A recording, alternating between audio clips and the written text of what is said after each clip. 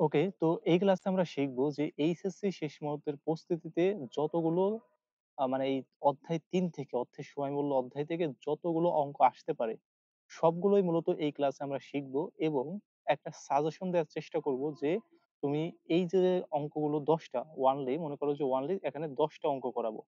এই ১০ টা অঙ্ক থেকেই তোমার কমন আসবে। মানে আসতেই হবে। এই ১০ টা অঙ্ক এমনভাবে সাজানো হয়েছে যে এর বাইরে তোমার ৩ নাম্বার অধ্যা থেকে কখনোই কোয়েশ্চেন করা হবে না। তুমি গ্যারান্টি দিয়ে রাখতে পারো। তো অবশ্যই তুমি যদি এই ভিডিওটি ফুলফিল ভাবে দেখতে পারো, যদি তোমার অর্থের সময়মূল্য অঙ্কের কোন রকম কোন সমস্যা থেকে থাকে, কিভাবে সূত্র মনে রাখতে হয়, কিভাবে সূত্র ইউজ করে অঙ্কটা করতে হয়, আশা করি যে তুমি এই ভিডিওর মাধ্যমে অনেক, অনেক বেশি জানতে পারবা এবং শিখতে পারবা। তো আমি আছি তোমাদের সাথে মোহাম্মদ শাকিল শেখ। পড়াশোনা করছি হচ্ছে ঢাকা ইউনিভার্সিটিতে। তো এখন আসি আমাদের ১ নাম্বার যে কোয়েশ্চেনটা আছে, তো সেখানে কেমন হতে পারে? যে জনাব তাহের একজন চাকরিজীবী। তিনি ৫০ আ মানে ৳৫,০০,০০০ সোনালী ব্যাংকে ১০% সুদের হারে জমা রাখার চিন্তা ভাবনা করছেন। তিনি ১০ বছর পর কত টাকা পাবেন? তার মানে আমাদের এইখানে কিছু সূত্র মনে রাখতে হবে। আর সূত্র আমরা কোথায় পাবো? সূত্র কোনো জায়গায় পাওয়া লাগবে না। এই যে তোমাদেরকে সুন্দর একটা সূত্র দিয়ে দিয়েছি। তো এগুলো চাইলে তোমরা নোট করে নিতে পারো অথবা তোমাদের দেখবা যে গাইডে অথবা তোমাদের আশা করি যে তোমাদের অলরেডি নোট করা আছে এগুলো। তো আমাদের এখান থেকে কোনটা দেখা দরকার? তো আমাদের এখান থেকে দেখা দরকার হচ্ছে ১ নম্বরটা। তো ১ নম্বরটা কি আছে? FV মানে ফিউচার ভ্যালু সমান present value into 1 plus i to the power n এবং প্রেজেন্ট ভ্যালু এই ২ টা মোটামুটি আমরা সবাই জানি। এইখানে সূত্রগুলো হচ্ছে আমাদের মুখস্থ রাখতে হবে। এরকম অসম নগদ প্রবাহের ক্ষেত্রে যদি নগদ প্রবাহতে অসম থাকে, জিনিসটা কেমন হতে পারে? বলতে পারো যে ১ম বছরে ৫,০০০, ২য় বছরে ১০,০০০, ৩য় বছরে ১৫,০০০, ৪র্থ বছরে ২০,০০০। তাহলে তার ভবিষ্যৎ মূল্য কত হবে? যদি এরকম থাকে তাহলে আমরা কি করব? এই অসম নগদ প্রবাহের এই সূত্রটা বসাবো। মানে যদি বর্তমান মূল্য বলে তাহলে এই সূত্রটা বসাবো। আর যদি ভবিষ্যৎ মূল্য বলে তাহলে এই সূত্রটা বসাবো। এবং এইখানে দেখা যাচ্ছে অ্যানুইটির মূল্য FVA এই যে A হচ্ছে কি অ্যানুইটি বা কিস্তির পরিমাণ। যেমন তুমি ব্যাংক থেকে ঋণ নিছো, তো ঋণ নেওয়ার পর তোমাকে হচ্ছে ১০,০০০ করে প্রত্যেক মাসে ঋণ পরিশোধ করতে হবে। এবং ওই ঋণটা পরিশোধ করার পর তার ফিউচার ভ্যালুটা কত হবে? তো এটাই হচ্ছে FVA তাহলে ভ্যালু অফ অ্যানুইটি। আর PVA present value of annuity.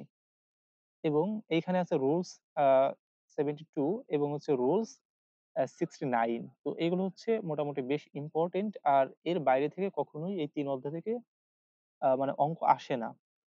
তো এবং সূত্র মনে করি যে আমরা সূত্র বুঝি না আসলে কোনটা এপ্লাই করব। আমি সূত্র মুখস্থ আছে কিন্তু বুঝতে পারি না কোনটা আমার এপ্লাই করতে হবে। তো সিম্পল একটা জিনিস এখানে আমাদের যা দেওয়া থাকবে আমরা তাই ১ম এ লিখে নেব। আমাদের কি দেওয়া আছে? যে জনাব তাহের একজন চাকরিজীবী তিনি ৳৫০,০০০ সোনালী ব্যাংকে ১০% সুদের হারে জমা রাখার চিন্তা ভাবনা করছেন। তিনি ১০ বছর পর কত টাকা পাবেন? তার মানে ১০ বছর পর কত টাকা পাবে এটা আমাদের নির্ণয় করতে বলছে। আমাদের যেটা দেওয়া আছে আমরা সেটা লিখব। তো এখন তিনি ৳৫,০০,০০০ রাখবেন। তার মানে কি আমাদের পিভি দেওয়া আছে। পিভি সমান কত? ৳৫,০০,০০০। এরপরে আমাদের এখানে কি দেওয়া আছে? সুদের হার দেওয়া আছে কত পার্সেন্ট? আয় সমান হচ্ছে ১০% অথবা আমরা লিখতে পারি একে 0.১ কিভাবে লিখলাম? এই ১০% কে মূলত ১০০ দ্বারা ভাগ করা হয়েছে। দেন হচ্ছে আমাদের এইখানে বছর কত দেওয়া আছে? ১০ এটা কি দেওয়া আছে? বছর। n সমান হচ্ছে ১০ বছর। তো আমরা এগুলো পেলাম। তো এই ইনফরমেশন গুলো পেলাম। এখন আমরা দেখব যে ভবিষ্যৎ মূল্য নির্ণয় করতে হলে এই ইনফরমেশন এর কোন তথ্যটা আরকি আমাদের এপ্লাইবল হচ্ছে। তো এইখানে আমরা দেখছি যে তথ্যটা দেওয়া আছে সেটা হচ্ছে এই যে ২ নাম্বার যে সূত্রটা আছে, এই ২ নাম্বারের ক্ষেত্রে আমাদের কি হচ্ছে? অ্যাপ্লিকেবল হচ্ছে। তো আমরা কি করব? আমরা হচ্ছে ২ নাম্বার সূত্রটা ইউজ করব। আ সরি ১ নাম্বার সূত্রটা। ২ নাম্বার সূত্রটা না। মানে ১ নাম্বার সূত্রটাই মূলত অ্যাপ্লিকেবল হচ্ছে। পিভির মান পারি আমরা I এর মান জানি, N এর মান জানি। তো পিভির মান, FB এর মান, ফিউচার ভ্যালু আমরা কিন্তু ১ নাম্বার সূত্রে নির্ণয় করতে পারব। তো সুতরাং আমরা এখানে নির্ণয় করে ফেলি যে FV সমান PV into 1 plus I to the power N। তো এটা সহজ মনে হতে পারে। সমস্যা নেই। আস্তে কঠিনের দিকে আসছি। কারণ সহজটা শিখতে আস্তে যখন কঠিনটা আসবে তখন সেটা তোমার কাছে সহজ মনে হবে। আর তুমি যদি শুরুতেই সহজটা ধরো তাহলে তোমার কাছে যতই সহজ আসুক না কেন সব কঠিন মনে হবে। তো আমরা পিভির মান কত দেখছি? পিভির মান হচ্ছে ৳৫,০০,০০০ এবং 1 প্লাস i এর মান কত পেয়েছি? 0.1 আর উপরে আমাদের n এর মান কত? n এর মান হচ্ছে ১০। তো এইখানে আমাদের কি হচ্ছে ৫,০০,০০০ উম গুণ হবে হচ্ছে কত? গুণ হবে ১.১ জাস্ট যোগ করেছি। উপরে কত থাকবে? উপরে হচ্ছে ১০। তো এতটুকু যদি আমরা ক্যালকুলেশন করি তাহলে আমাদের অ্যান্সার এসে দাঁড়াবে, তো আমি আমার নিজের মোবাইল থেকে করছি, একটু সময় লাগবে। 1.1 তারপর হচ্ছে কি পাওয়ার দেব আমরা কত? তো এইখানে পাওয়ার দিতে হবে হচ্ছে ১০। দেন এর সাথে গুণ করতে হবে কত? ৫,০০,০০০। তো ওকে ৫,০০,০০০ আমরা গুণ করলাম। তো আমার এইখানে এসেছে হচ্ছে ১২,৯৬,৮৭১ টাকা। ৳৮৭১। তাহলে আমার ফিউচার ভ্যালু কত হবে? এই টাকার তাহলে আমার উত্তর হচ্ছে কত? উত্তর হচ্ছে আমার এটাই। যে ৳১২,৯৬,৮৭১ তাহলে আমি যদি ৳৫,০০,০০০ এখন ব্যাংকে রাখি ১০% সুদে, আমার ১০ বছর পর কত টাকা পাবো? ৳১২,৯৬,৮৭১ ওকে, আশা করি যে ১ নাম্বার নিয়ে তোমাদের কোন রকম কোন সমস্যা হয়নি। ২ নাম্বারে আসি। দেখো ২ নাম্বারটা কিন্তু আগেরটা থেকে একটু বড়। কি বলছে? জনাব আলী একজন কৃষক। ওকে? তিনি আগামী ৮ বছর পর তার মেয়ের বিয়ের জন্য ৳৭,০০,০০০ পাওয়ার আশায় ৮% সুদের হারে রূপালী ব্যাংকে কিছু টাকা জমা রাখতে চান। তাকে কত টাকা ব্যাংকে জমা রাখতে হবে? তো আমার কোন, কোন ভ্যালু দেয়া আছে আমি সেইসব ভ্যালু গুলো লিখব। তো এখানে বছরও দেওয়া আছে ৮ বছর। তো n সমান হচ্ছে কত? ৮। এরপর কি তার মেয়ের বিয়ে দেওয়ার জন্য এত টাকা পাওয়ার আশায়, মানে এত টাকা পাবে কখন? ভবিষ্যতে ৮ বছর পর। তাহলে এফ-ভি এর মান দেওয়া আছে কত টাকা? ৳৭,০০,০০০। ওকে, এরপরে আমাদের সুদের হার দেওয়া আছে কত? ৮%। আই সমান ৮% বা আমরা কত লিখতে পারি? 0.08। ওকে, তো এইগুলো হচ্ছে আমার দেওয়া আছে। তার মানে আমাদের এখানে কি বলছে? তাকে কত টাকা ব্যাংকে জমা রাখতে হবে। এই সূত্র তাকে কত টাকা ব্যাংকে জমা রাখতে হবে। মানে বর্তমানে তাকে কত টাকা রাখতে হবে। তার মানে বর্তমান ভ্যালু চেয়েছে। তার মানে পিভির মানটাই মূলত আমাদের এখানে বের করতে হবে। তো আমরা যদি সূত্রটা দেখি আমাদের পিভির কি সূত্র আছে? এই যে এখানে দেখতে পাচ্ছি এই যে ২ নাম্বার সূত্রটা কিন্তু এপ্লাই করে আমরা পিভির মানটা বের করতে পারি। যে PV FV divided by 1 plus I to the power n. Okay, তো আমরা কি করব? এখানে লিখে ফেলব যে পিভি সমান FV divided by 1 plus I to the power N. তাহলে আমাদের এফবির মান দেওয়া আছে কত? এফবির মান দেওয়া আছে হচ্ছে ৳৭,০০,০০০। ৳৭,০০,০০০ আর আমাদের 1 প্লাস আই এর মান কত? 0.08 0.08 টু দি পাওয়ার কত হবে? আমাদের পাওয়ার কত? কত বছর? ৮ বছর। তাহলে এটা এখানে আসছে হচ্ছে ৭০,০০০ মানে ৭,০০,০০০ divided by ১.08 two the power কত? টু দি পাওয়ার হচ্ছে ৮। তো ১ম এ আমাদের কি করতে হবে? এই টাকাটাকে আমাদের এই 1.08 টু দি পাওয়ার ৮ দ্বারা ভাগ করতে হবে। তো আমরা ৭,০০,০০০ কে ভাগ করি। তো এইখানে দিলাম হচ্ছে ৭,০০,০০০ তো এটা আমি হচ্ছে আমার মোবাইলে করতেছি। তোমরা হয়তোবা এখানে দেখতে পাচ্ছ না। ৭,০০,০০০ ভাগ দিব হচ্ছে, তো আমি একটা ব্র্যাকেট দিয়ে নেই। অবশ্যই ক্যালকুলেটর ব্র্যাকেট দিয়ে নেবে। তাছাড়া কিন্তু হবে না। 0.08 এর পাওয়ার কত হবে? এর টু দি পাওয়ার হচ্ছে ৮। তাহলে কত হচ্ছে? ৩,৭৮,১৮৮ টাকা। পয়েন্টের পরে কোন টাকা নেয়ার কোন দরকার নাই। তার মানে ৩,৭৮,১৮৮ টাকা।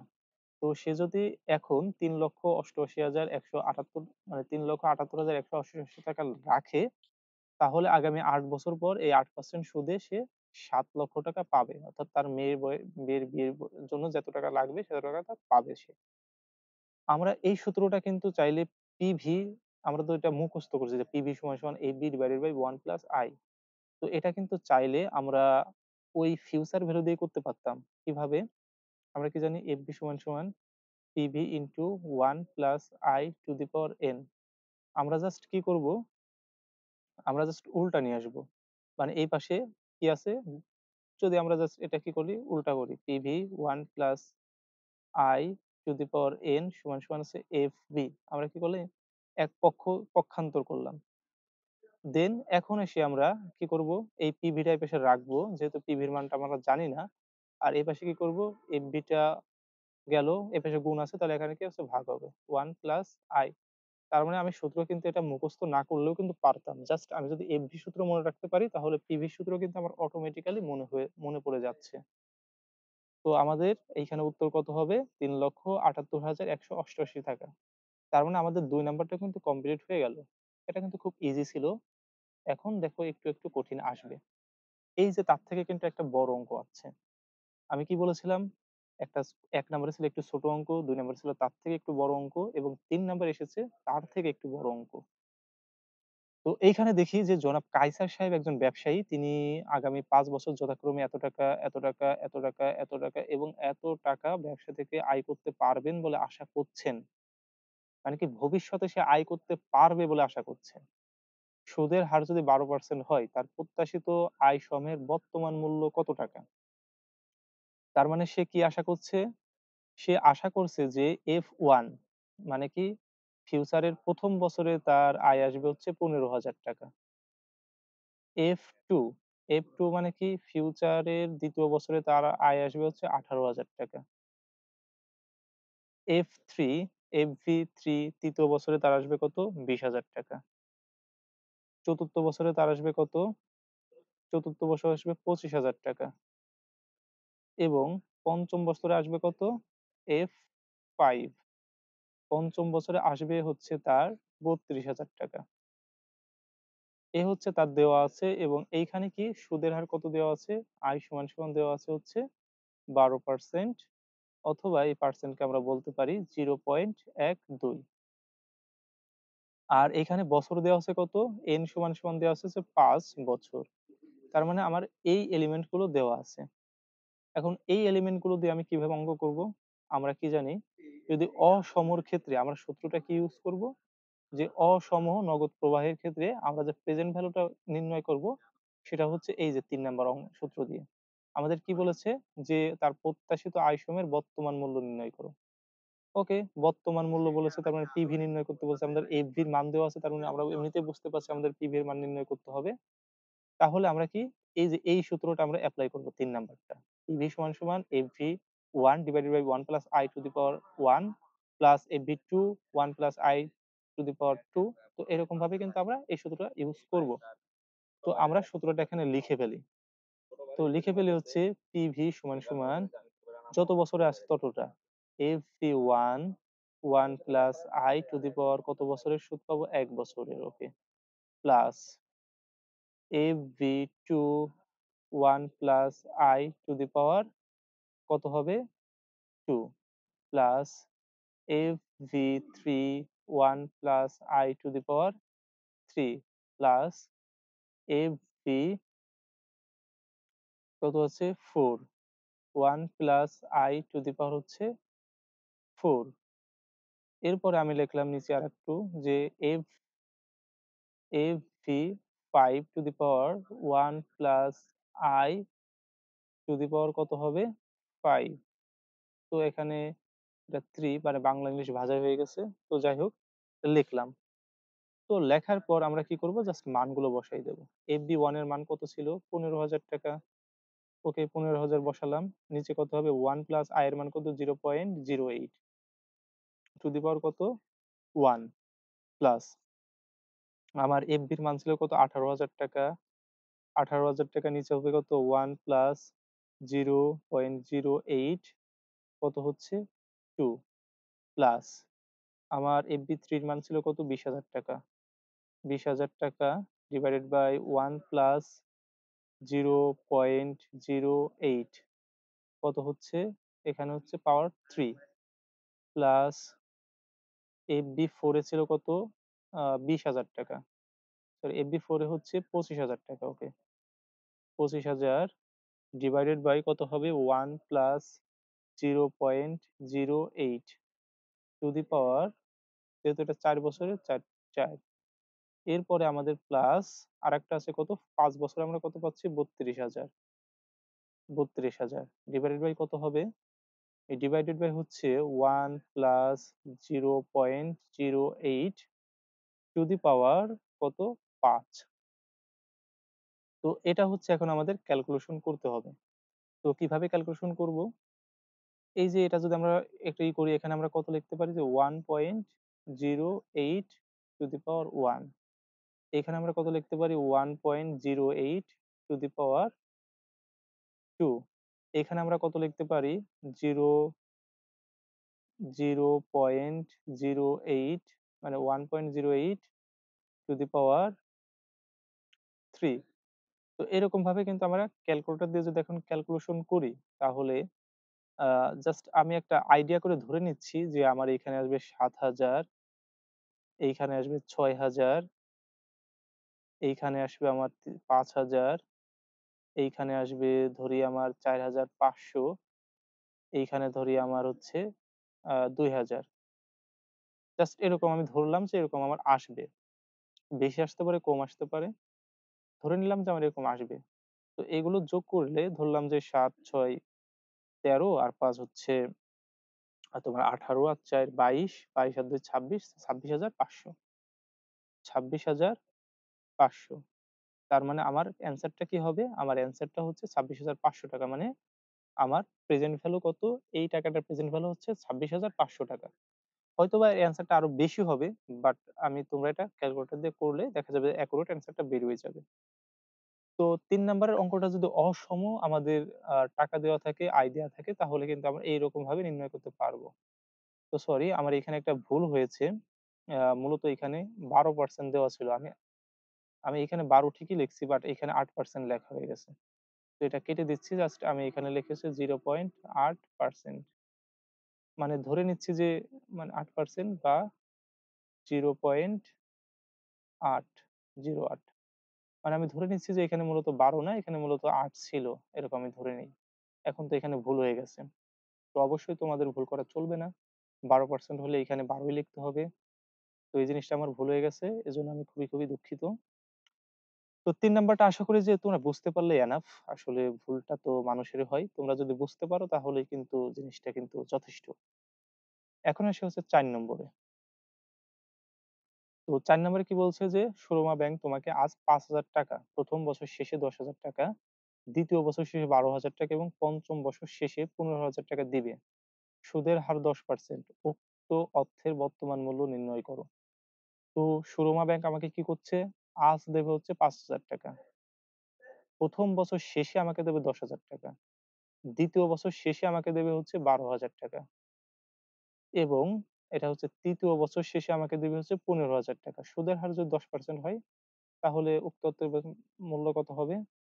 তাহলে আমি আজ পাচ্ছি, আজ। তার মানে আমার এখানে পিভি একটা দেওয়া আছে।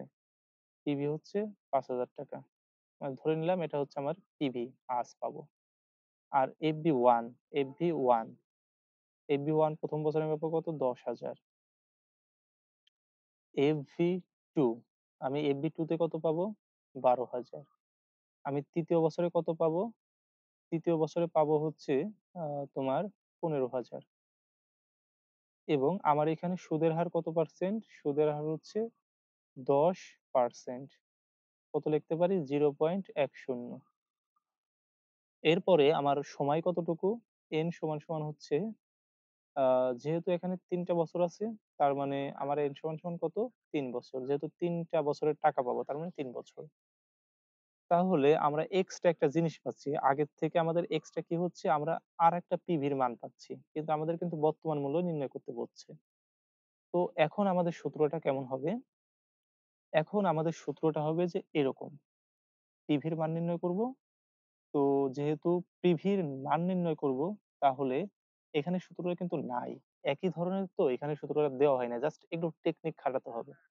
আমি যেহেতু আজকে এই টাকাটা পাবো, তাহলে তো আমি এই টাকার উপর কখনো সুদ পাবো না, তাই না? তার মানে এই টাকার উপর কখনো সুদ ধরা যাবে না। এটাকে আমার ধরতে হবে হচ্ছে FV0, FV0 সমান ৳৫,০০০। মানে এখন যেটা পাচ্ছি সেটা হচ্ছে FV0। তো এই হিসেবে আমরা সূত্র কিভাবে লিখব? পিভি সমান উম তো এখানে হচ্ছে এটা হবে না। তো আমি এখান থেকে মূলত লাইনটা হবে না। আচ্ছা, আমি আবার লিখি। পিভি সমান হচ্ছে FV0। এটার উপর কোনো সুদ কাউন্ট করা হবে না। কারণ এটা হচ্ছে আজকে আমি পাবো। তারপর কি লিখবো? প্লাস, প্লাস কত টাকা লিখবো? লিখবো হচ্ছে আমার একই সূত্র ওই যে FV1 divided by 1 plus I to the power 1 plus FV2 divided by 1 plus I to the power 2 plus FV3 into 1 plus I to the power 3। তো শুধুমাত্র পার্থক্যটা আমার এইখানেই। মানে আমি এইখানে যেহেতু সুদ পাচ্ছি না, সেক্ষেত্রে আমার বাট্টাকরণের সময় সুদটাকে ভাগ করা লাগছে না। তো ওকে সিম্পল, কোনো সমস্যা নেই। আমি জাস্ট পিভির মান পিভি0 কত ছিল? ৳৫,০০০ কোনো বসাই দিলাম এবং এইখানে আমার কত ছিল? FV1 এ ছিল ৳১০,০০০ বসাই ৳১০,০০০ 1 প্লাস I এর মান এবার ভুল করছি না। I এর মান কত ছিল? 10% মানে 0.10 রে 1 প্লাস FV2 কত? ৳১২,০০০ ৳১২,০০০ 1 প্লাস 0 পয়েন্ট কত? ১০ এখানে কত লিখবো? ২য় বছর 2 আর ৩য় বছরে কি হবে? ৩য় বছরে FB3 তে আছে ৳১৫,০০০ ওকে ১৫,০০০ উপরে লিখলাম, নিচে ভাগ দিবো কত? 1 প্লাস 0.10 টু দি পাওয়ার কত হবে? ৩। তো এখন আমরা কি করব? এখন ৫,০০০ যোগ ধরলাম যে এগুলো আমার করার পরে আসবে হচ্ছে ৪,০০০ যোগ বুঝলাম যে এগুলো করার পর আমার আসবে হচ্ছে ৩,৫০০। এটা কিন্তু আমি ধরে নিচ্ছি। এটা কিন্তু কোনো না, তোমরা নিজেরা করবে এবং কমেন্ট বক্সে অবশ্যই অ্যান্সার গুলো দিয়ে দেবে। এবং ৩ নাম্বারে এটা করলে আমরা পাবো, ধরে নিচ্ছি যে আমরা ৩,০০০ পাবো। ৩,০০০। তো এগুলো যদি এখন আমি যোগ করি, যোগ করলে কত হচ্ছে? ৫০০ মানে ৫,০০০ প্লাস ৪,০০০ এত। তো এখানে যোগ করলে যত হচ্ছে সেটাই কি? সেটাই মূলত হচ্ছে আমাদের এখানে অ্যান্সারটা হবে। তাহলে আমাদের এখানে অ্যান্সারটা কত হবে? সেটা তোমরা অবশ্যই কমেন্ট বক্সে জানিয়ে দেবে। তো আশা করি যে বুঝতে পারছো। যদি আমি আগে পেয়ে যাই তখন আমি কিভাবে করব? তো দেখা যায় যে অনেক সময় এরকম দিতে পারে। তো বি কেয়ারফুল। অবশ্যই তোমরা এর সম্পর্কে মানে একটু ধারণা রাখবে। তো ওকে, মোটামুটি এটা একটা কঠিন ছিল, একটা ট্রিক্স ছিল। আশা করি যে তোমরা এটা ধরতে পারবে এখন থেকে। তো ৫ নাম্বারে আসি। তো ৫ নাম্বারে কি বলছে? না যে মিস্টার মাইনুল ইসলাম আগামী ৫ বছর পর বিয়ে করতে চান। আচ্ছা, তো আরেকটা জিনিস তোমাদেরকে এখানে দেখাই। তো এটা তো আমরা দুটারই বর্তমান মূল্য নির্ণয় করলাম। আমাদের ভবিষ্যৎ মূল্য কিভাবে নির্ণয় করতে হতো? ধরি যে এটা আমরা বর্তমানে পাবো। আচ্ছা, বর্তমানে পেয়েছি। তাহলে আমার এখানে বলছে যে ভবিষ্যৎ মূল্য।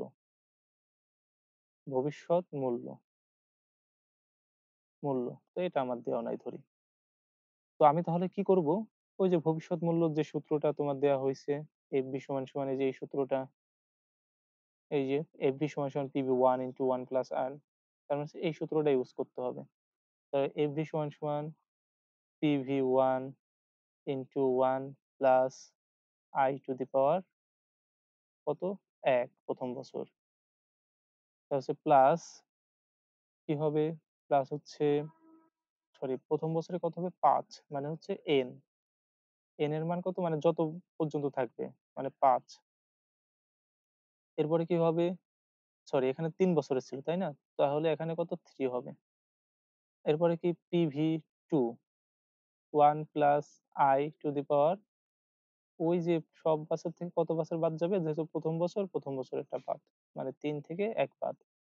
প্লাস PV1 প্লাস কত হবে? I টু দি পাওয়ার কত? মোট সংখ্যা থেকে মোট বছরটা বাদ। তার মানে এরকম করে কিন্তু আমাদের সূত্রটা এপ্লাই করতে হবে। তো জিনিসটা কিন্তু খুব একটা কঠিন না। আশা করি যে মোটামুটি বুঝতে পেরেছো। আ এখন আসা যাক হচ্ছে ৫ নম্বরে। তো ৫ নম্বরে কি বলছে? মিস্টার মাইনুল ইসলাম আগামী ৫ বছর পর বিয়ে করতে চান।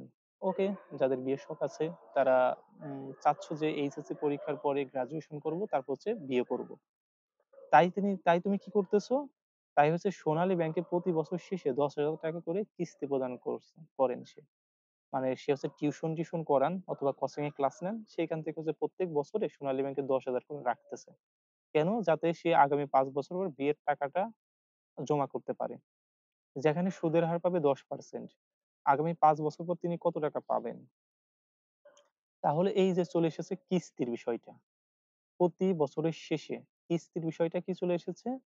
তাহলে আমি প্রত্যেক বছরের শেষে ৳১০,০০০ করে কিস্তি রাখছি। তো কিস্তির বিষয়টা যদি চলে আসে তাহলে আমাদের অ্যানুইটির যে সূত্রগুলো আছে সেগুলো আমাদের জাম্প করতে হবে। তো এই যে সাধারণ অ্যানুইটির ক্ষেত্রে, সাধারণ অ্যানুইটি জিনিসটা কি? তোমার সাধারণ অ্যানুইটি মানে হচ্ছে যেটা এই যে শেষে করা হয়, প্রতি বছরের শেষে। এটা হচ্ছে সাধারণ ধরা হয়। আর যদি অগ্রিম করা হয় তাহলে সেটাকে কি বলা হয়? অগ্রিম অ্যানুইটি। তো ওকে, অগ্রিমটা আমরা আসছি একটু পরে। আগে সাধারণ অ্যানুইটির সূত্রটা আমি দেখে নিচ্ছি। অগ্রিমের সময় একটা জিনিস যোগ করতে হয়। তো সেটা একটু পরে আমি দেখাচ্ছি। ওকে, তো এইখানে আমার অ্যানুইটির সূত্র আমরা কি জানি? আমার কিস্তির পরিমাণ কত? কিস্তির পরিমাণকে এখানে আইডেন্টিফাই করা হয় A দিয়ে। কিস্তির পরিমাণ হচ্ছে ৳১০,০০০। এরপর আমার মেয়াদ কত? N সমান হচ্ছে ৫ বছর। এরপর হচ্ছে আমার সুদের হার কত? সুদের হার হচ্ছে ১০% বা 0.10। ওকে, তো এগুলো আমি পেলাম। আমার কি বলছে ৫ বছর পর কত টাকা পাবেন? তার মানে হচ্ছে FVA কি লিখবো আমি এখানে? FVA। তো এটা হচ্ছে একটু মুছতে হবে কারণ এখানে হেফটা লেখা ঠিক হয়নি। ওকে, তো আমি এইখান থেকে জাস্ট মার্কারটা একটু চেঞ্জ করে নিই, ওকে, সাদাটা। তো আমি কি লিখবো? আমি লিখবো হচ্ছে FVA। তাহলে ভ্যালু অফ অ্যানুইটি সমান A প্লাস। তো আমরা দেখি যে ফিউচার ভ্যালুর সূত্রটা কি ছিল? যে FVA সমান A গুণ 1 plus I to the power n minus 1 divided by I। তো আমরা এখানে কি লিখবো? জাস্ট এইটাই ওইখানে লিখবো। তাহলে A মূলত কি ছিল? গুণ আকারে ছিল। A গুণ, তারপর হচ্ছে third bracket 1 plus I to the power n minus 1 divided by কত? ডিভাইডেড বাই হচ্ছে I। তো এটাই তো ছিল হয়তোবা। হ্যাঁ, তার মানে এটাই। ওকে, ব্র্যাকেট শেষ। এখন আমরা কি করব? জাস্ট মান বসাই দেব। এখানে কত? ১০,০০০। যেহেতু ১০,০০০ কিস্তির পরিমাণ ছিল ১০,০০০ গুণ আমার উপরে কত হচ্ছে? উপরে 1 প্লাস 0.1 টু দি পাওয়ার কত? আমার সময় হচ্ছে ৫ বছর। ৫ মাইনাস কত দেব? ১। আর নিচে আমাদের কত হবে? নিচে হবে হচ্ছে 0.10। তার মানে এটা। এখন যদি আমরা এখান থেকে ৳১০,০০০ রাখি, রাখার পর তো এটা আমি মোবাইল দিয়ে ক্যালকুলেশন করে মানে ক্যালকুলেটরটা ইউজ করছি। তো দেখি আসলে কত টাকা আমাদের জমা রাখতে হবে। তো আমাদের যদি কারোর এরকম কোনো ইচ্ছা থেকে থাকে যে এখন থেকে টাকা জমাবো, তো আমরা দেখি যে ১০,০০০ করে যদি টাকা জমাই আগামী ৫ বছর পর কত টাকা পেতে পারি। তো গুণ দেব। গুণ দেওয়ার পর আমি জাস্ট 1.1 টু দি পাওয়ার হচ্ছে 5 মাইনাস দেব হচ্ছে 1। তাহলে আমার এখানে আছে হচ্ছে 0.6105 এবং নিচে আছে 0.10। তো এইখান থেকে এখন আবার আমি ১০,০০০ লিখি, গুণ। ভাগ দেব আমি কত দিয়ে? তো এইখান থেকে আমি ভাগ দিচ্ছি হচ্ছে 0.10। তার মানে আমার কত হচ্ছে? ৬.১০৫১। তো আমি গুণ করি ১০,০০০ এটা দিয়ে। ১০,০০০ এর সাথে যদি আমি গুণ করে দেই তাহলে আমার এখানে দাঁড়াবে হচ্ছে গুণ ১০,০০০ ৬১,০০০,০৫১। তো এত টাকা হচ্ছে আমি পেতে পারবো। মানে যদি প্রত্যেক বছর শেষে আমি ১০,০০০ করে জমা রাখি তাহলে আমি আগামী ৫ বছর পর ৳৬১,০৫১ পাবো। তো আশা করি যে এটা বড় একটা অ্যামাউন্ট না। কেন বললাম এটা বড় একটা অ্যামাউন্ট না? কারণ এই টাকাটা আমাদের মাইক্রো ভাড়া চলে যাবে। ঠিক আছে? এই এক এই ৬১,০০০ দিয়ে আমাদের মাইক্রো ভাড়াটাও হবে না।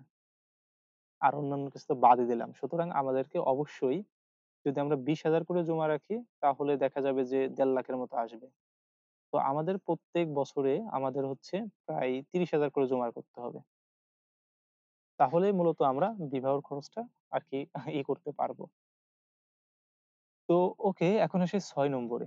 তো ৬ নাম্বারে দেখো কি বলছে যে আ তাই তিনি সোনালী ব্যাংকে প্রতি বছরের শুরুতে ৳১০,০০০ করে কিস্তি প্রদান করেন। একই কথা, জাস্ট এখানে কি বলছে, ১ম টা বলছে হচ্ছে বছরের শেষে, এখানে বলছে বছরের শুরুতে। যদি বছরের শুরুতে করে তাহলে আমাদের কি হবে? তাহলে আমাদের সূত্রটা হবে হচ্ছে FVA, অর্থাৎ value of annuity, future value of annuity সমান, সমান কি হবে? পিভি, সরি এখানে তো পিভি হয় না। মানে A গুণ, A গুণ কত হবে? সেম সূত্র, খালি একটা জায়গায় একটু চেঞ্জ আছে। 1 plus I to the power হচ্ছে n minus 1 divided by I। Change কোথায়? এই যে এইখানে চেঞ্জ। এইখানে আমাদের কি করতে হবে? এইখানে আমাদের একটা জিনিস গুণ করতে হবে, সেটা হচ্ছে 1 প্লাস I। এই জিনিসটা হচ্ছে আমাদের গুণ করতে হবে। তো তাহলে আমাদের এইখানে আমরা যদি এখন বসাই, আমরা এর মান কত এখানে? ৳১০,০০০। ৳১০,০০০ গুণ দেব কিসের সাথে? তো আমাদের যদি এখানে মানে বছরের শুরুতে বলে, শুধুমাত্র আমরা এই জিনিসটা গুণ করে দেব। ঠিক আছে? তো এই জিনিসটা হচ্ছে আমরা গুণ করে দেব। তাতে যেটার ক্ষেত্রেই বলুক, তোমার বর্তমানের ক্ষেত্রে বলুক আর ভবিষ্যতের ক্ষেত্রে বলুক, যদি বছরের শুরুর কথা থাকে তাহলে আমরা এটা গুণ করব। 1 প্লাস I। তো তাহলে এখানে কত হচ্ছে? 1 প্লাস I এর মান হচ্ছে 0.10 টু দি পাওয়ার কত? টু দি পাওয়ার হচ্ছে মেয়াদ ৫ বছর মাইনাস ১ ডিভাইডেড বাই হচ্ছে I এর মান হচ্ছে 0.10। তো এটা ক্লজ এবং হচ্ছে 1 প্লাস 0.10। আচ্ছা, এতটুকু ক্যালকুলেশন করার পর আমরা কি পেয়েছিলাম? এতটুকু ক্যালকুলেশন করার পর আমরা হচ্ছে ৬১,০০০ ধরো ৬৫ এরকম পেয়েছিলাম। তো এর সাথে আমরা কি করব? গুণ আকারে আছে কত? এইটা। তো এর সাথে যদি আমরা এটা গুণ করে দেই, তাহলেই কিন্তু আমরা বাদবাকিটুকু কিন্তু পেয়ে যাচ্ছি। ধরো ৭০,০০০ পেলাম। তার মানে কিন্তু আমাদের বাদবাকিটুকু কিন্তু হয়ে যাচ্ছে। তো এখন আসা যাক যে এইখানে তো আমাদের প্রতি বছর আছে। তো আমাদের যদি এরকম থাকে যে প্রত্যেক মাসের থাকে, তাহলে কি করব? ধরো এগুলো আমি হচ্ছে রিমুভ করে দিচ্ছি। তো আমাদেরকে বলছে যে এখানে প্রতি বছর বলে নাই। মূলত এরা কেটে দেওয়া। বলছে যে প্রতি মাস, মাসের শুরুতে। যদি মাসের শুরুতে বলে তাহলে ঘাবড়ে যাওয়ার কোনো ওয়ে নাই, ঘাবড়ে যাওয়ার কোনো চিন্তা নাই। তুমি কি করবে? তুমি জাস্ট সূত্রটা সেম লিখবে, একই সূত্র। আমরা কি করছি? ফিউচার ভ্যালু নির্ণয় করছি। ফিউচার ভ্যালু হচ্ছে A গুণ, তুমি দিলে থার্ড ব্র্যাকেট, তারপর দিলে একটা টান। এখন কি করবে? এখন হচ্ছে এই যে 1 প্লাস, তুমি I লিখতে না? তো এখন কি করবে? এই I টা লিখবে না। কি লিখবে তুমি? যেহেতু এখানে প্রত্যেক মাস, আর ১ মাস কত দিনে হয়? মানে সরি, আ প্রত্যেক মাস বলছে, মানে মাসে বলছে না, মাসে কিস্তি দেবে এখন তুমি। তুমি তো আগে দিছে বছরে। এখন কিসে দেবে? মাসে দেবে। আর কি ১২ মাসে হচ্ছে ১ বছর। তার মানে তোমার I কে হচ্ছে ১২ দ্বারা ভাগ করতে হবে। I ডিভাইডেড বাই হচ্ছে ১২ টু দি পাওয়ার কত? টু দি পাওয়ার হচ্ছে তোমার কত বছর? ৫ বছর। ৫ বছর। ওকে। তো এখানে দেখতে পাচ্ছি যে আমাদের সূত্র কিন্তু এখানে দেওয়া আছে মোটামুটি।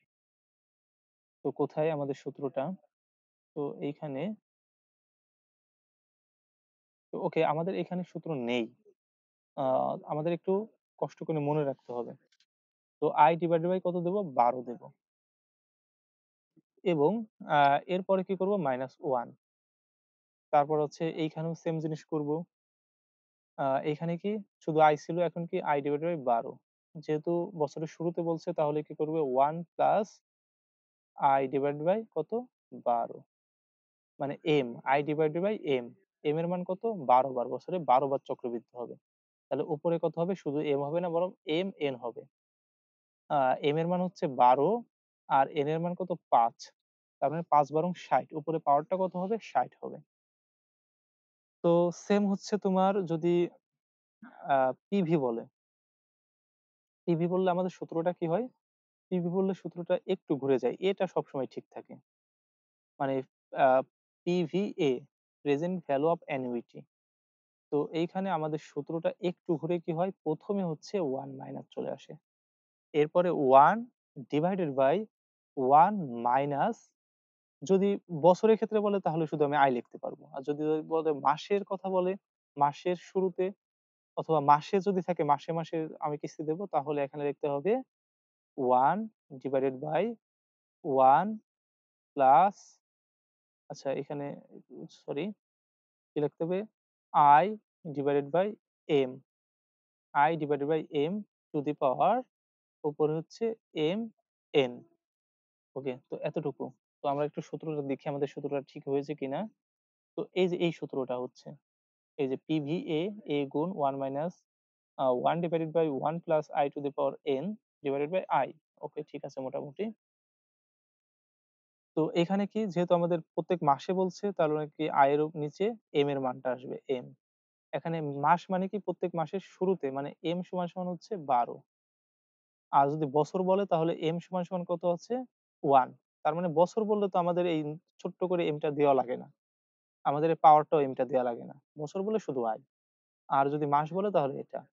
আর যদি আমাদের কি বলছে, যে প্রত্যেক মাসের শুরুতে, যদি শুরুতে কথাটা থাকে, সেটা হচ্ছে অগ্রিম অ্যানুইটি হয়। আর অগ্রিম অ্যানুইটির ক্ষেত্রে আমাদের কি করতে হয়? 1 প্লাস এই সুদের এটা আবার আমাদের যোগ করে দিতে হয় 1m। আর যদি আমাদের এখানে কি বলতো, যে শুরুতে না থাকতো, মানে শেষে থাকতো, অথবা এই শেষেও কথা না থাকতো, কোনো কথাই থাকবে না, মানে শুরুতে কথা থাকবে না, তখন কিন্তু আমাদের এটা যোগ করার কোনো প্রয়োজন ছিল না। এটা কিন্তু যোগ তখন হবে না। Be careful. তখন কিন্তু এটা যোগ হবে না। ওকে। তাহলে এইখানে যদি আমাদের শুরুতে থাকে, যদি শুরুতে কথা থাকে, শুরুতে যদি কথা থাকে তাহলে আমাদের যোগ করতে হবে 1 প্লাস i। আর যদি আমাদের মাসে থাকে তাহলে নিচে m হচ্ছে, এটা তো জানো। আর যদি শেষে অথবা কোনো কথা না থাকে তাহলে এটা কোনো যোগ করার কোনো প্রয়োজন নেই বা যোগ করা লাগবে না। তো এখন আসি হচ্ছে ৭ নম্বর। তো ৭ নম্বর কি বলেছে? মিসেস শিল্পী একজন চাকরিজীবী। অবসর ভাতা প্রাপ্তির জন্য কোম্পানি তাকে ২ টি প্রস্তাব দিয়েছে। ১ম প্রস্তাব, তিনি এককালীন ৳২,০০,০০০ নিতে পারবেন। ২য় প্রস্তাব, তিনি প্রতি বছর শেষে আগামী ৫ বছর যাবৎ ৳১০,০০০ করে পাবেন। সুদের হার ১২%। মিসেস শিল্পীর কোন প্রস্তাবটি গ্রহণ করা উচিত?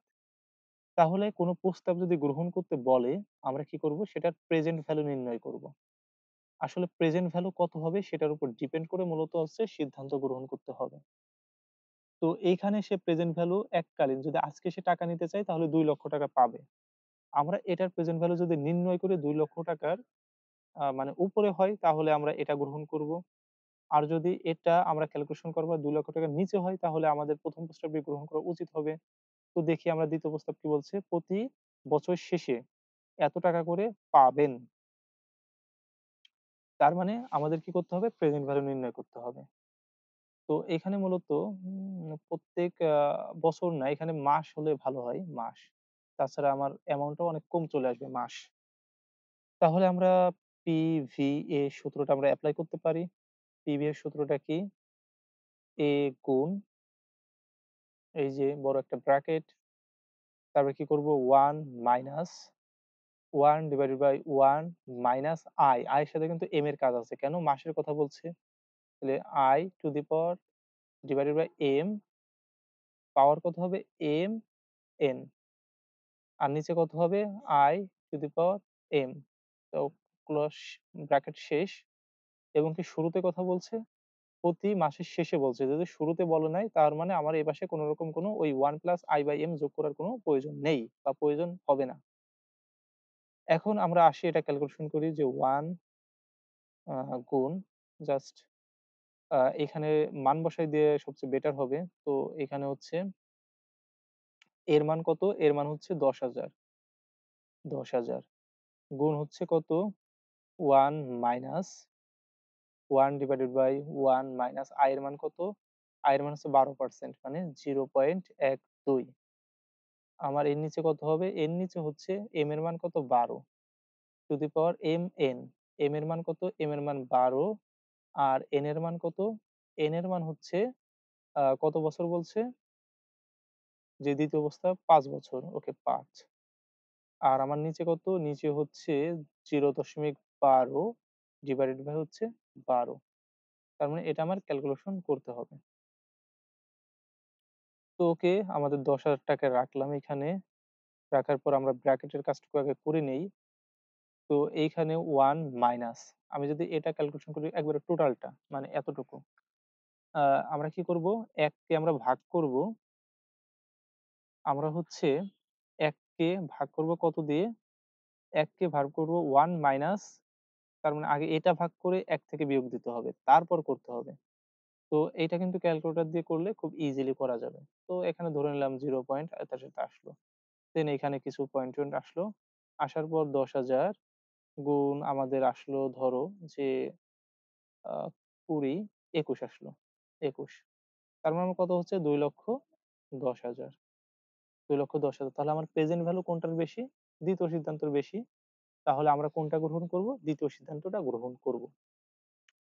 তো এরকমভাবে হচ্ছে এই অঙ্কগুলো করতে হয়। কারণ এগুলো ক্যালকুলেশন করতে গেলে অনেকটা টাইম কনজিউমিং ব্যাপার এবং হচ্ছে এখানে আমার এরিয়াটা হচ্ছে না। তো এটা যদি আমি করে দেখাই তোমরা হয়তোবা এটা বুঝবে না ক্যালকুলেটর দিয়ে করলেও হয়তোবা একটু মিসিং থাকতে পারে।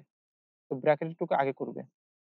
তো 1, 1 মাইনাস 0.12 ডিভাইডেড বাই হচ্ছে ১২। তো আমি তোমাকে দেখানোর জন্য এখানে একটু করছি। উপরে কত হবে? ৫-১২ ৬০ ওকে।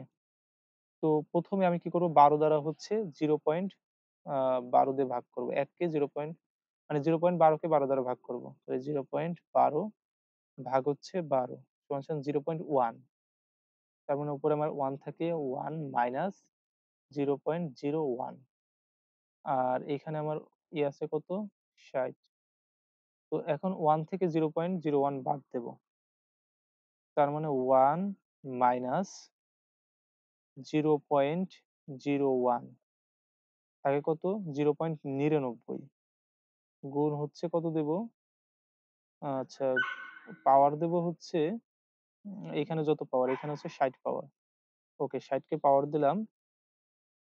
তো ৬০ কে যদি আমি পাওয়ার দেই আমার উপরে থাকে ১ আর নিচে আসে হচ্ছে 0.547 এগুলো। তো ১ হচ্ছে আমরা এত দ্বারা ভাগ করব। যে ১ ভাগ 0.547 তো করলে আসে কত? ১.82 মানে ১.৮৮ সমান হচ্ছে ১.৮২ তো এটা হচ্ছে আমাদের এখানে আছে। তো আমরা কি করব ১০,০০০ এর সাথে ১.৮২ মানে গুণ করব। তো গুণ করার পর আমাদের যা থাকবে মূলত সেটাই হচ্ছে আমাদের অ্যান্সারটা হবে। তো ওকে। তো আশা করি যে এতটুকু তোমরা বুঝতে পেরেছো। তো এইখানে সূত্রটা একটু দেখে নিবে যে এখানে m টা গুণ হবে কিনা। তো আল্টিমেটলি আমার এই মুহূর্তে আ হয়তোবা ভুল যেতে পারে। জাস্ট সূত্রটা একটু বই থেকে দেখে নিবে। এখানে m টা হচ্ছে কিনা। তো এটা একটা ল্যাকিংস আমার থাকতে পারে। আমি একটু মানে ইসে আছে কনফিউশন এ আছি। তো অবশ্যই এই জিনিসটা একটু দেখে নিবে। যদি না হয় তাহলে কিন্তু এটা কিন্তু গুণ দিলে কিন্তু আমাদের ভুল হবে। তো এটা কিন্তু একটু দেখে নিবে যে m টা গুণ হচ্ছে কিনা। এখন আসি হচ্ছে ৮ নম্বরে। তো আমাদের ঐখান থেকে যত ধরনের কোয়েশ্চেন আসার কথা ছিল সবগুলোই মোটামুটি সলভ করানো হয়েছে। তো ৮ নম্বরে আমাদের আসতে পারে যে তোমার বার্ষিক চক্রবৃদ্ধির ক্ষেত্রে ৳১৫,০০০ 12% সুদে কত বছরে দ্বিগুণ হবে? অর্থাৎ বছরের চক্রবৃদ্ধির ক্ষেত্রে ১২% সুদে কত টাকা দ্বিগুণ হবে? এই যে দ্বিগুণ যদি কথাটা বলে, কত টাকা দ্বিগুণ হবে, কত বছরে দ্বিগুণ হবে? তাহলে আমাদের রুল কত আছে? রুল আছে ২ টা। রুল হচ্ছে কত? রুল হচ্ছে ৬৯ না রুল হচ্ছে ৭২ আরেকটা কি? আরেকটা হচ্ছে রুল হচ্ছে অনুস আ ৬৯ রুল ৬৯ টা কখন ইউজ করা হয়? অর্ধবার্ষিক চক্রবৃদ্ধির ক্ষেত্রে। অর্ধবার্ষিক চক্রবৃদ্ধির কথা যদি বলে তাহলে হচ্ছে রুল ৬৯ আর যদি বার্ষিক চক্রবৃদ্ধি বলে তাহলে হচ্ছে রুল ৭২ আর এটার সূত্রটা কি হবে? রুল ৭২ এর সূত্রটা হচ্ছে তোমার ৭২ n সমান, সমান ৭২/i n সমান, সমান হচ্ছে ৭২ ডিভাইডেড বাই সুদের হার। তো আমরা যদি কখনো সুদের হার নির্ণয় করতে বলে তাহলে আমরা এই i টা এই পাশে রাখবো, n টা নিচে নিয়ে আসবো। আর এই রুল ৬৯ এর আমাদের রুলটা কি? এটার সূত্রটা হচ্ছে আমাদের n সমান, সমান ৬৯ ভাগ হচ্ছে i প্লাস 0 পয়েন্ট তোমার ৩৫ এটা কি ৬৯ ভাগ হচ্ছে i, সেম কিন্তু এটার এটা। মানে n সমান ৬৯ / i প্লাস দেব কত? 0.35, এটাই শুধুমাত্র 35 টা প্লাস দিতে হবে। তো এখন আসো আমরা অঙ্ক করে দেখি যে বার্ষিক চক্রবৃদ্ধির ক্ষেত্রে এটা কি বলছে? বার্ষিক চক্রবৃদ্ধির ক্ষেত্রে বলছে। তাহলে আমাদের কোন সূত্রটা এপ্লাই করতে হবে? রুল ৭২। তো রুল ৭২ এর সূত্রটা আমরা এপ্লাই করি। তো রুল ৭২ এর সূত্র n = 72/i। তো আমরা মানটা বসাই। আমাদের এখানে n এর মান কত? আমাদের মূলত হচ্ছে কত বছরে দ্বিগুণ হবে n এর মানে চেয়েছে। তো আমি কি বলতে পারি n এর মান চেয়েছে, n এর মান আমরা পাশে রাখলাম। রাখার পর উপরে ৭২, i এর মান কত? i এর মান হচ্ছে ১২%। এখানে কিন্তু পার্সেন্টেজ করে দেওয়া যাবে না। অর্থাৎ 0.১২ বসানো যাবে না। 0.১২ বসালে কিন্তু সেটা ভুল হবে। এখানে জাস্ট যত পার্সেন্ট থাকবে সেটাই।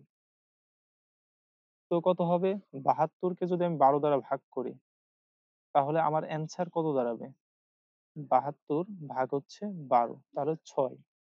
তাহলে আমার কত হবে? ৬ বছরে হচ্ছে দ্বিগুণ হবে। আমি যে পরিমাণ টাকা আজকে রাখবো, বার্ষিক ১২% সুদে আমার ৬ বছরে সেই পরিমাণ টাকাটা দ্বিগুণ হবে। তাহলে এই ৳১৫,০০০ ৳৩০,০০০ কখন হবে?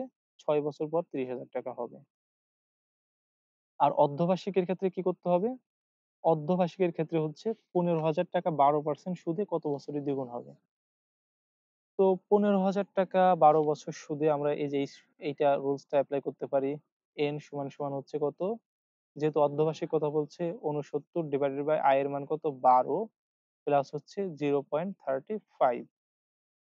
তো এখন কত? ৬৯ কে যদি আমি ১২ দ্বারা ভাগ দেই, ৬৯ ভাগ হচ্ছে ১২, তাহলে আসবে ৩৪.৫ প্লাস কত হবে? 0.35।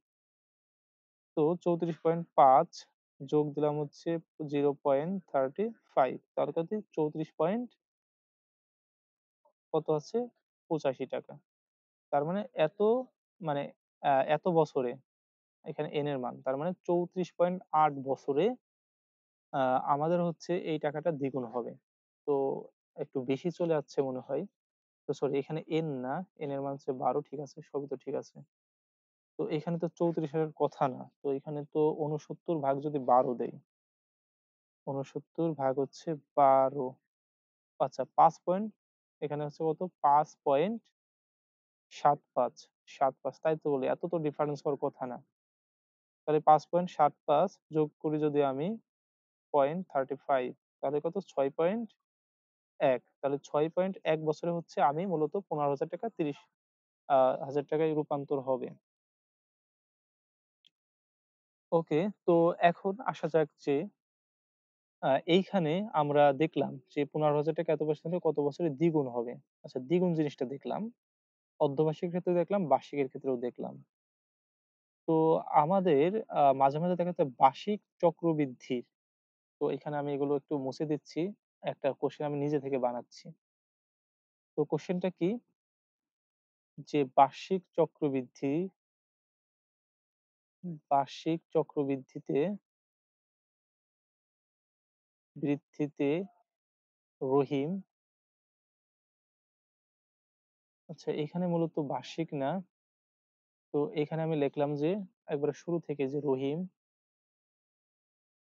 রহিম অর্ধবার্ষিক, আ অর্ধবার্ষিক, আচ্ছা মাসিক চক্রবৃদ্ধিতে লিখলাম। মাসিক চক্রবৃদ্ধিতে চক্রবৃদ্ধিতে ৳২০,০০০ ব্যাংকে রাখলেন। ৳২০,০০০ ব্যাংকে রাখলেন,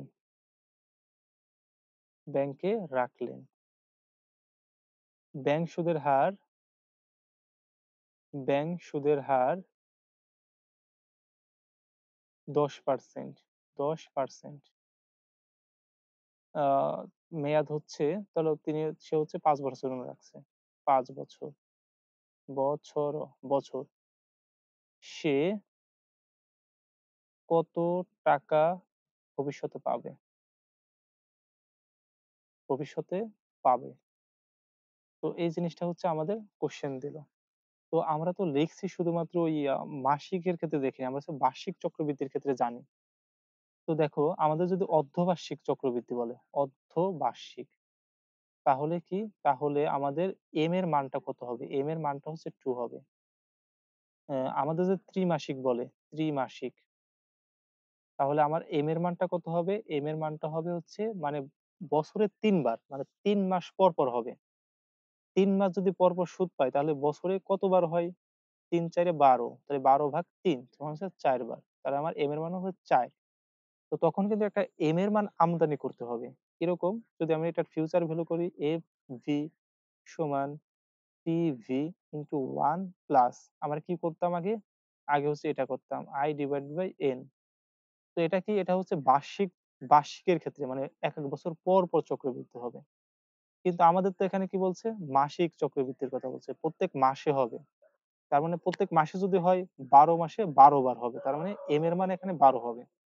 সুতরাং এইখানে আমাদের সূত্রটা এপ্লাই করতে হবে এরকম যে PV ইনটু 1 প্লাস I উপরে নিচে কত m এর মানটা চলে আসবে। ওই যেটা হচ্ছে অ্যানুইটির ক্ষেত্রে দেখলাম একই সেম। দেন এইখানে হচ্ছে আমার m আর n টা গুণ আকারে হয়ে যাবে। m n গুণ আকার হয়ে যাবে। তো এখন যদি আমরা দেখি ৳২০,০০০ এখানে বসাই। ২০,০০০ 1 প্লাস তারপরে এখানে আমরা কত দিব? আ এইখানে হচ্ছে I এর মান কত? I এর মান 0.10, m এর মান কত? ১২। আর m এর মান ১২ গুণ n এর মান কত? ৫। তো এখন যদি এটা আমরা ক্যালকুলেশন করি তাহলে আমরা একটা মান কিন্তু পেয়ে যাব। তো এত তো আমরা ১ম এ কি করব? এই 0.1 কে আমরা 0.1 কে আমরা ভাগ দেব হচ্ছে ১২ দ্বারা। যেটা পাবো সেটার সাথে কি করব? ১ টা যোগ করব। তো আমাদের কত হবে? যোগ করার পর আমরা এখানে কি পাওয়ার আছে কত? পাওয়ার আছে ৫ বারং ৬০। আচ্ছা ৬০ আছে গুণে আকারে আছে কত? ১.৬৪। তো ২০,০০০ গুণ ১.৬৪ যদি আমরা এটা করি তাহলে আমার অ্যান্সার আসবে হচ্ছে ৩২,৯০৬ টাকা। এটা হচ্ছে আমার অ্যান্সার আসে। আর আমরা যদি as usual এটা যদি বার্ষিক ধরে করতাম তাহলে আমার অ্যান্সার দেখো কতটা ডিফারেন্স আসবে। যে PV into 1 plus I to the power n। তো আমি এখানে ইন্টটা একটু চেঞ্জ করে নেই যাতে বুঝতে সুবিধা হয়। ওকে, তো পিভির মান কত আমার এখানে? পিভির মান হচ্ছে ৳২০,০০০। ৳২০,০০০। আমার 1 প্লাস I এর মান কত? I এর মান হচ্ছে 0.10 উপরে পাওয়ার কত? ৫। তো এইখানে আমার কত হচ্ছে? ২০,০০০ গুণ ১ প্লাস ১ যোগ ০.১ তাহলে 1.1 আমার রুট কত? আমার হচ্ছে পাওয়ার দেব কত? পাওয়ার হচ্ছে ৫। তাহলে হচ্ছে ১.৬১ ১.৬১ এখন এটা যদি আমরা ২০,০০০ এর সাথে গুণ করি ২০,০০০ গুণ ৬.৬১ তাহলে আমার অ্যান্সারটা আসে কত? অ্যান্সারটা আসে ৩২,২১০ টাকা। তো কি হচ্ছে? আমার মোটামুটি ভালোই এটা কিন্তু ভ্যারি করছে। তো কত টাকা ভ্যারি করছে? এখানে কিন্তু খুব অল্প টাকা ভ্যারি করছে। অল্প টাকা এই কারণে অল্প টাকা হচ্ছে। কিন্তু যখন ২,০০,০০০, ৩,০০,০০০, ৪,০০,০০০, ১০,০০,০০০ হবে তখন দেখা যাবে যে ২-৩ লাখ টাকা করে ভ্যারি করবে। তো ওকে, আ আমাদের আর কোনো অঙ্ক আছে কিনা দেখি। যত পার্থক্য ছিল দেখানো হয়েছে। এখন হচ্ছে একটা সৃজনশীল প্রশ্ন আছে। তো আশা করি যে এই সৃজনশীল প্রশ্নটা তোমরা এখন নিজেরাই সমাধান করতে পারবা। ১ম এ কি বলছে যে মধুমতি ব্যাংকের জনাব হাসিবের ১০ বছরে মোট অর্থের পরিমাণ নির্ণয় করো। তো আমি একটু করে দেয়ার চেষ্টা করি যে জনাব হাসিব মধ্যবর্তী ব্যাংকে তার সঞ্চয় হিসেবে মাসিক ভিত্তিতে টাকা রাখছে। মাসিক ভিত্তিতে ৳৫০০ করে ১০ বছর মেয়াদী স্কিমে জমা করার সিদ্ধান্ত নিয়েছেন। মধুমতি ব্যাংক তাকে ১০% হারে চক্রবৃদ্ধি সুদ প্রদান করবে। জনাব কামরুল তার বাবাকে আচ্ছা এই পর্যন্ত আমাদের বলছে। আচ্ছা এটা আমাদের কোন সূত্রে পড়বে? এটা আগে নিজে ভাবো তো। এটা আমার কোন সূত্রে পড়বে? প্রত্যেক মাসিক ভিত্তিতে তো ৫,০০০ করে সঞ্চয় করবে। তার মানে আমার কিস্তি হচ্ছে না? তো আমার কিস্তির বিষয়টা কিন্তু এখানে চলে আসছে। আর আমার এটা কি কিস্তির বিষয় যেহেতু আমাদের এখানে চলে আসে, তাহলে আমরা এখানে কি লিখব? আমাদের কিস্তির বিষয় আসার কারণে আমরা অ্যানুইটি সূত্রে চলে যাব। যে ১০ বছর পর কত টাকা পাবো? তাহলে এফভি, এফভিএ তাহলে অ্যানুইটির ভবিষ্যৎ মূল্য এ গুণ কি হবে? যে 1 প্লাস, তো যেহেতু এখানে কি আছে? আ এইখানে হচ্ছে মূলত মাসিক ভিত্তিতে বলছে। তার মানে কি m এর মানটা আসবে। i ডিভাইডেড বাই m, আর উপরে আমার কি যাবে? উপরে হচ্ছে mn, মাইনাস কত হবে? মাইনাস হচ্ছে 1 হবে। আর নিচে কত হবে? i divided by m। এটা কি বছরের শুরুতে বলছে? আচ্ছা, এটা যদি বছরের শুরুতে বসে তাহলে আমাদের এই পাশে যোগ করতে হবে 1 plus i to the divided by m। আর যদি বছরের শেষে বলে তাহলে তো এটা যোগ করতে হবে না। তো এইখানে মাসিক ভিত্তিতে বলে নাই, শুরুর কথা বলে নাই। তার মানে এটা যোগ হবে না। এখন কিন্তু আমি ক্যালকুলেশন করলে যে মানটা পাবো সেটাই কিন্তু আমার এই ১০ বছর পর সে পাবে এই টাকাটা। তো এইখানে আমি আরেকটা আবারও বলছি যে তোমার সূত্র দেখে নিবা এখানে m আছে কি আছে না। তো এটা অবশ্যই আমার ধারণা মতো আছে। বাট আমার একটু কনফিউশন লাগতেছে কেন জানি। তো ওকে ১০ বছর পর তাহলে কত টাকা পাবে নির্ণয় করতে আশা করি পারবে। এখন পরেরটা আসো। পরেরটায় কি বলছে? যে জনাব কামরুলের জন্য উত্তম বিনিয়োগ প্রকল্প সুপারিশ করো। পরে কি বলছে? জনাব কামরুল তার বাবার থেকে প্রাপ্ত অর্থ বিনিয়োগ করতে আগ্রহী। মুদি দোকান করলে সেখান থেকে আগামী ৪ বছর এত টাকা, এত টাকা ও এত টাকা, এত টাকা পাওয়া যাবে। অন্যদিকে পোল্ট্রি ফার্ম করলে আগামী ৪ বছর প্রত্যেক বছরে এত টাকা পাওয়া যাবে।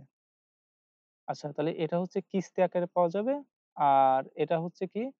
এটা হচ্ছে তোমার ওই যে অসম টাকা পাওয়া যাবে। তার মানে ২ টা কিন্তু ২ সূত্র ইউজ করতে হবে। তো আমরা কি করব? আমরা যদি কোনো আ বিনিয়োগ সুপারিশ করতে চাই বা যৌক্তিকতা নির্ণয় করতে চাই তাহলে সবসময় আমাদের প্রেজেন্ট ভ্যালু নির্ণয় করতে হবে। আমরা কি করব? বর্তমান মূল্য নির্ণয় করে তারপর হচ্ছে আমরা সেটার আরকি বিনিয়োগ পরামর্শ দিব। তো এইখানে আমরা কি করতে পারতাম যে মুদি দোকান করলে সেখান থেকে আগামী ৪ বছর পর পাবে হচ্ছে এত টাকা। অসমর ক্ষেত্রে আমরা প্রেজেন্ট ভ্যালু কি লিখি? পিভি সমান, সমান FV1 divided by 1 plus I to the power ১, তারপর কি লিখতাম? Plus FV2 1 plus I divided by 2 plus FV3 1 plus I divided by 3 plus ৫ বছর বলছে না? তার মানে কি? এখানে মূলত ৫ বছর পর্যন্ত আমরা লিখতাম। ৪ আরেকটা বছর FV5 into 1 plus I divided by to the power 5। তো এটা হচ্ছে এই সূত্র হিসেবে এখন টাকা বসায় দিলে কিন্তু হয়েছে। FB1 এর মান কত? ৫,০০০, FB2 কত? ১০,০০০, FB3 হচ্ছে ১৫,০০০ এবং FB4 হচ্ছে ৳২০,০০০। তার মানে FB5 জাস্ট ৪ বছর বলছে। তার মানে ৳২০,০০০। এ পর্যন্ত হবে। তারপর ভাগ-টাগ করলে যা আসবে সেটা হচ্ছে তোমার এই ১ম যে সিদ্ধান্তটা ছিল সেটার টাকা হবে। তো ধরি আমাদের হচ্ছে ৳৩০,০০০ আছে। ধরে নিলাম। ১ম সিদ্ধান্তে কত আসছে? ৳৩০,০০০। আর ২য় সিদ্ধান্ত আমরা কিভাবে করব? ৪ বছর পর প্রত্যেক বছর এত টাকা করে পাওয়া যাবে। মানে কিস্তি পাওয়া যাবে। তো আমরা কিস্তি করি পিভি অফ অ্যানুইটি অর্থাৎ অ্যানুইটির প্রেজেন্ট ভ্যালু সমান কি করব? A গুণ, তারপর আমাদের সূত্র যেটা ছিল 1 মাইনাস, এটা কি মাসে বলছে? আচ্ছা, মাসে বলে নাই, কি বলছে? প্রত্যেক বছরে বলছে। তাহলে ওকে আমরা বছরে করি। বছরে বললে তো আমাদেরই ভালো। 1 plus I to the power n আর ডিভাইডেড বাই I। এটা কি প্রত্যেক মাসের শেষে শুরুতে বলছে, অন্যদিকে এত বছর, আচ্ছা শুরুতেও বলে নাই। তার মানে আমাদের এপাশে কোনো কিছু যোগ করারও প্রয়োজন হচ্ছে না। তার মানে এইখানে যদি আমরা মানটা বসাই দেই তাহলেই কিন্তু আমাদের হয়ে যাচ্ছে। তো এইখানে ধরো দেখা গেল যে আমরা মান-টান বসানোর পর এখান থেকে পেলাম হচ্ছে তোমার আ ৳২৯,০০০। তো এখন আমরা যৌক্তিকতা কিভাবে দেব? যে বিনিয়োগ সিদ্ধান্ত A অর্থাৎ মুদি দোকান করলে সেখান থেকে পাওয়া যায় ৳৩০,০০০ এবং পোল্ট্রি ফার্ম করলে সেখান থেকে পাওয়া যাবে ৳২৯,০০০। দেখা যাচ্ছে আ মুদি দোকান করলে পোল্ট্রি ফার্ম থেকে ৳১,০০০ বেশি পাওয়া যাবে। সুতরাং কামরুলের উচিত কি? কামরুলের উত্তম হচ্ছে মুদি দোকানে বিনিয়োগ করা। শেষ। তোমার যৌক্তিকতাটা শেষ। আশা করি এটা কিন্তু তোমাদের ভালো মতোই বুঝিয়ে দিয়েছি। তো কিভাবে সৃজনশীল আসে, কিভাবে তোমার এমসিকিউ আসতে পারে, দেন হচ্ছে এমসিকিউ এই সৃজনশীল প্রশ্ন এরকমই আসে, মানে তোমার অঙ্ক ছোট, ছোট অঙ্ক দেবে। যেরকম রুল ৭২, রুল ৬৯ এরকম একটা অঙ্ক দিয়ে দেবে। এগুলো করলে কিন্তু এমসিকিউটা সমাধান হয়ে যাবে। তো আশা করি যে তোমরা মোটামুটি অনেক ভালো একটা ধারণা পেয়েছো অর্থের সময় মূল্য নিয়ে, এবং অর্থের সময় মূল্য নিয়ে আশা করি না কারোর কোনো জায়গায় প্রবলেম থাকা উচিত। কারণ তোমরা হচ্ছে এখন এইচএসসি পরীক্ষার্থী। তোমরা অলরেডি তোমরা প্র্যাকটিস করেছো। এখন জাস্ট আমি যে কথাগুলো বললাম, তোমাদের মাথায় স্মৃতি আকারে ভেসে উঠলো, এবং আমি কিছু প্র্যাকটিস করানোর মাধ্যমে দেখিয়ে দিলাম কোন, কোন ধরনের অঙ্ক আসতে পারে, এবং কোন, কোন অঙ্ক কিভাবে আসলে তুমি কিভাবে সূত্রটা এপ্লাই করবে। তো এই যে সাজেশনটা দিলাম, বা এই যে ১০ টা তোমাকে দিলাম, এগুলো যদি তুমি সম্পূর্ণভাবে কমপ্লিট করতে পারো, আশা করি যে তুমি অর্থের সময় মূল্য থেকে 100% কমন পাবে। এর বাইরে থেকে তোমাকে কোনো কোয়েশ্চেন করা হবে না। এটা তুমি তোমার ভাইয়ের কাছ থেকে গ্যারান্টি নিতে পারো। তো যেকোনো প্রয়োজনে এখানে WhatsApp নাম্বার দেওয়া আছে। WhatsApp নাম্বারে মেসেজ করতে পারো অথবা কল করতে পারো। আমি অবশ্যই তোমার মেসেজ বা কলের রেসপন্স করব। তো এতক্ষণ ক্লাস করার জন্য তোমাদের অনেক, অনেক ধন্যবাদ, এবং ফিন্যান্স এর বাদবাকি ক্লাসগুলো পাওয়ার জন্য তুমি ভিডিও ডেসক্রিপশন বক্সে প্লেলিস্ট পাবে। সেখানে ক্লিক করলে পূর্বের ক্লাসগুলো পেয়ে যাবে। তো চাইলে পূর্বের ক্লাসগুলো দেখে আসতে পারো। আর অবশ্যই ভালো লাগলে একটা কমেন্ট করবে এবং লাইক করবে। চ্যানেলটি সাবস্ক্রাইব করে রাখবে। ধন্যবাদ।